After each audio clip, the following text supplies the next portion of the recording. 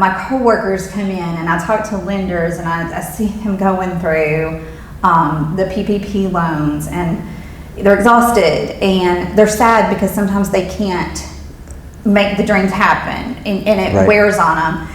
But I just want them to, I just keep telling them, it's so important. It's so important what you're doing. You Right. know, your jobs are very important.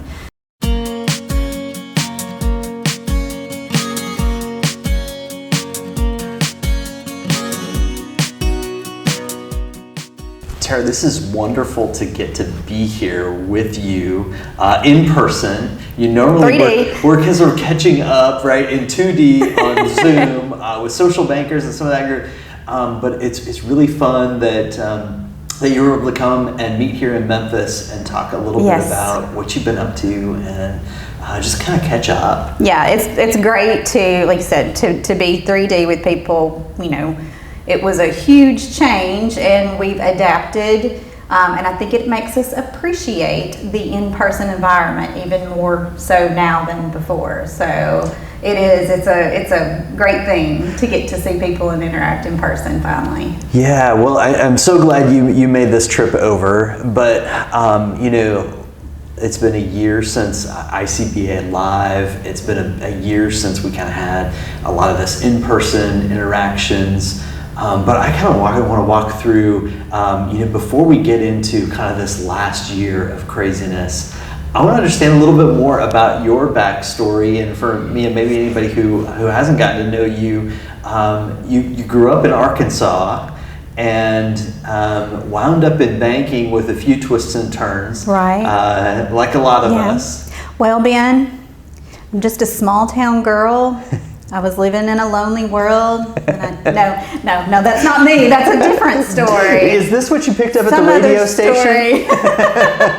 Yes. So, well, you know, going way back. Yeah. Taking it way back. Yeah, I did develop a love and interest in radio and television communications when I was in high school, and I was fortunate enough to be able to work at our little local radio station.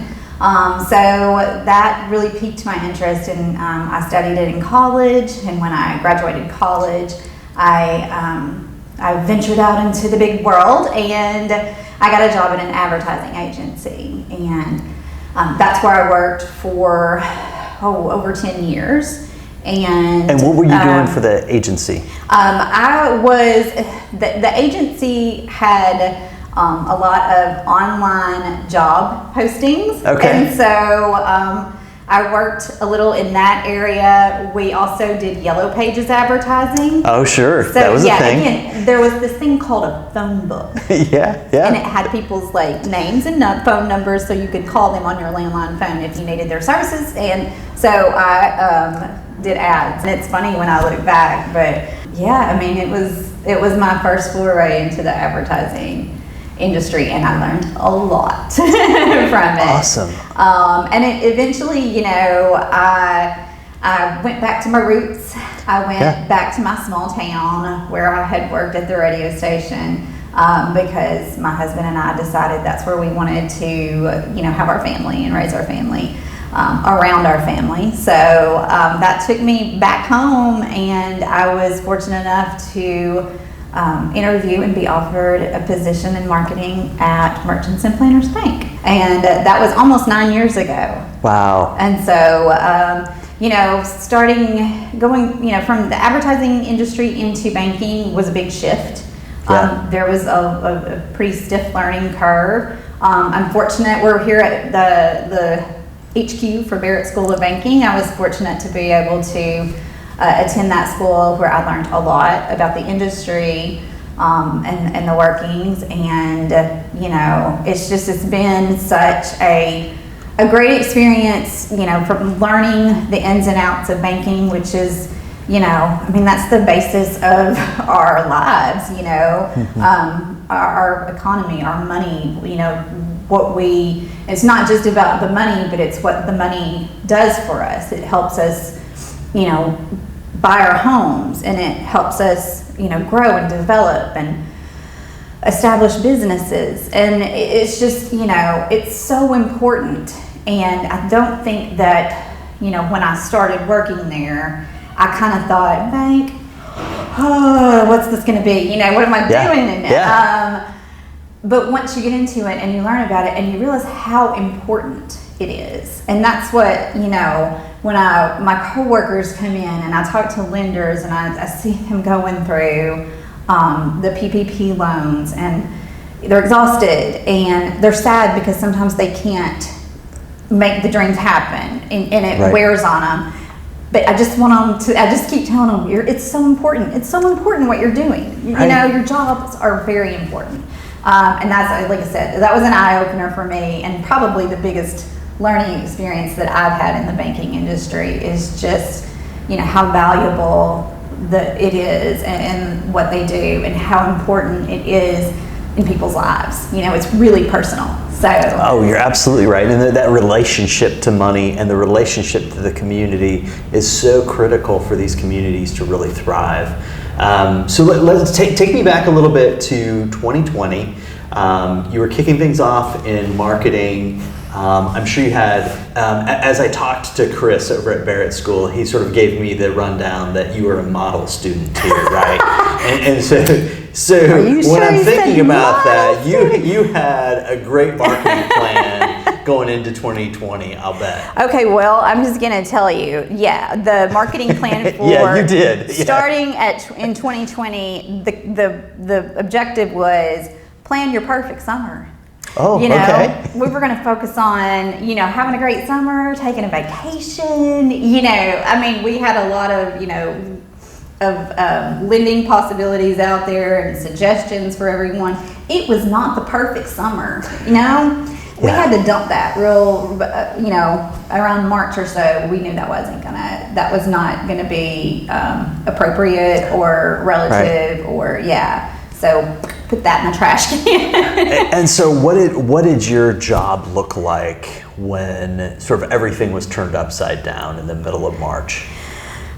Well, I think probably just, like everyone else, wondering what was going to happen, just the uncertainty of what are we going to do? Because, you have the obligation, again, of a financial institution, but we're a small town financial institution, and so I feel like we have an obligation to our customers to be there and to serve them and to meet their needs. So you've got to, that's priority, obviously, but the health and safety of your employees and your community that's equally as important. So it's very hard to figure out where that met, because we have pandemic response committee. We prepare and plan for these situations and scenarios every year. You go through the book and talk about it, and you just never really think right. I'm going to wake up tomorrow and have to apply this, and so again, there was only so much you could be prepared for, I think. Was there anything out of that plan that you just threw out the window? Oh, yeah. Yeah. Yeah. We used to joke about it. So we used to put together this, we of course, have to go through diligence with banks and things. We put together things, and then, the fire alarm would go off, in our office, and we'd walk across the street and jump on the Wi-Fi at the coffee shop, and I'd say, tested. Done. Yeah, no, like I said, we had a good basis. We had a good, outline and plan, but there were some things where we were like, yeah, no, that's it. That doesn't apply. And, we didn't really have a plan for what are you going to do when you can't close a loan in person. We had to really, think outside the box. And again, I know all the banks, tailgate closings, Right. And like I said, I think we ultimately did. We made it work. We tried to keep our lobbies open, or as open as possible, right. For as long as possible, because we knew how important it was. But where our staff just, they were the most amazing people throughout it all, because they would get there early to get everything cleaned up and ready. They would stay late, they would figure out ways to make sure that their customers were taken care of. And that was pretty awe-inspiring for me because, you know, it was a tough time for them too. That, you know, they had to, again, make that balance and that judgment call, but they showed up every day, more than showed up. So, you know, as a marketer, your job is to make sure that, you know, your bank is in a positive light and it's looking good. And that's what I tell our folks every day is they make my job really easy. That's awesome. You know, I love your perspective from that, but also you're raising a family in this small Northeast Arkansas, where you're also running a community bank. Let's talk a little bit about your community a little bit. Sure. How has that really been impacted? How have you felt the reaction in your community? Well, so, you know, we're in Northeast Arkansas and we have 12 locations and we are in 6 counties. And in the majority of those locations, you know, it's a predominantly rural area that is, you know, ag focused. So, you know, the bulk of our state's income comes from agriculture. So it would stand to reason that, you know, in our markets, we're very ag heavy, we're ag dependent.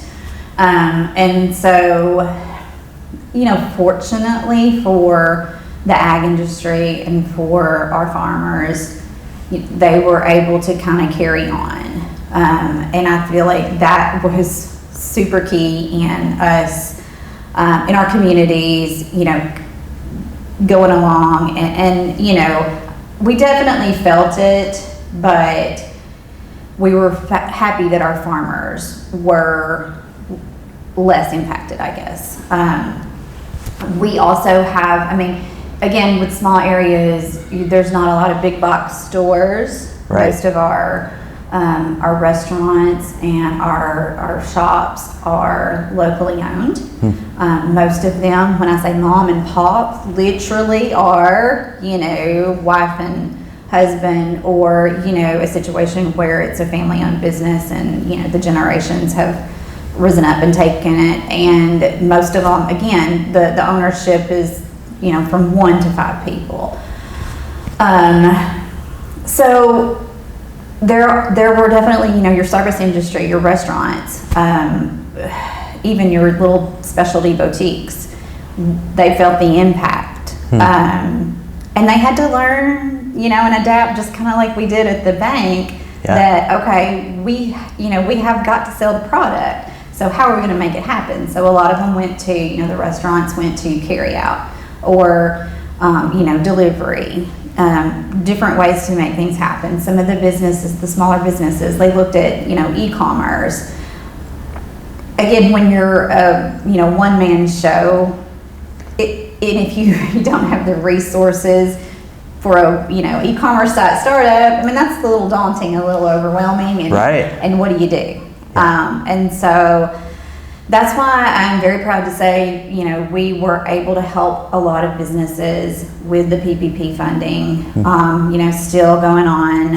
I think, you know, in our area, we did over, well, not quite 200 loans, I think. But, you know, for our area and our small staff, it was a lot. And like I said, a lot of the lenders worked weekends and overnight to make it happen. And I know personally, just having conversations, because I mean, you know, it's a small town, I know everybody. So I mean, you see someone at the grocery store and you say, how are you doing? And they say, well, we're doing a lot better because, you know, we got the loan. And, you know, there are several businesses that said we had to close our doors and we were able to pay our people because of this loan.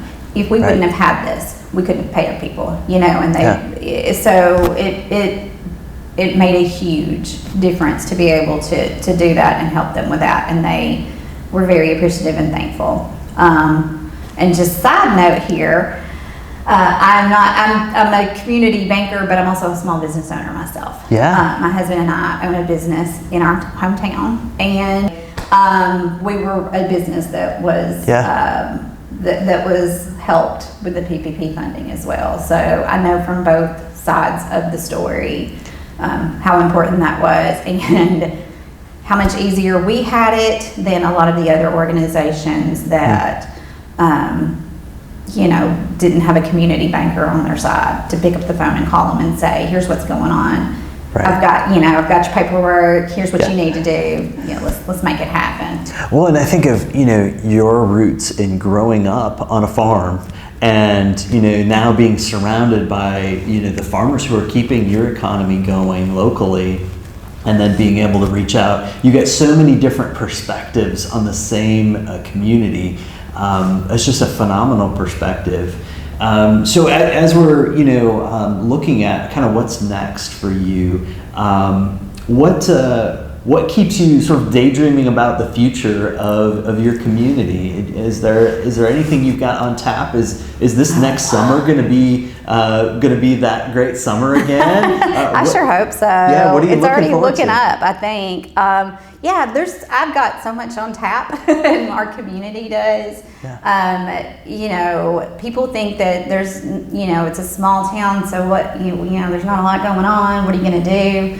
And, I've been guilty of that myself prior to living there. But I tell people, if you can't find something to do here, it's because you don't want to do anything, or you're not looking hard enough. Because, we have, in all of our communities, we have at least one, big festival. We're still, we're festival people Yeah, here yeah. in the South. We love a good festival, with a band and some food, vendors, right? There's got to be right, Yes. and food trucks. It's fun, and we've missed that. And so hopefully we can, we can get that going again. And Yeah. I'm excited because we have learned a lot of new ways to interact with one another, to do business with one another in the community. It's definitely pushed us outside the comfort zone. It's made us, think bigger and broader. And I really think, for all of that negative and terrible stuff that we went through, I already see an emergence of new ideas and expansion and new perspectives on things. And so I think it's going to be good. I'm hopeful, and I hope everybody else is hopeful, because I think we need that. Yeah. And like I said, just as far as the banking goes and the new marketing campaign, I've still got all that planned, that perfect summer stuff ready to go. Good. Well, I hope it is the perfect summer this year. I hope you get your perfect summer. It's been wonderful to be with you in 3D. Yeah. And to really kind of rehash some of the things you're doing in marketing. So I really applaud. I really only just get to see things like social media that you're doing and some of those things, but it was wonderful to get deeper into what you've got going on at the bank. Well, thank you so much for having me. I enjoyed it. It was great to speak with you personally. I do want to give just a tiny little of social media shout out. Go for it. To the social bankers out there. It's a great organization that I am proud to be a part of. It's Community Bank Marketing Group, and they're amazing people, and they've taught me so much, and just wanted to drop that. Awesome. Well, and some great friends. Yeah. It's great to get to know you through that group, and so fun to be here with you. Yeah, Thank you so much. Enjoyed it.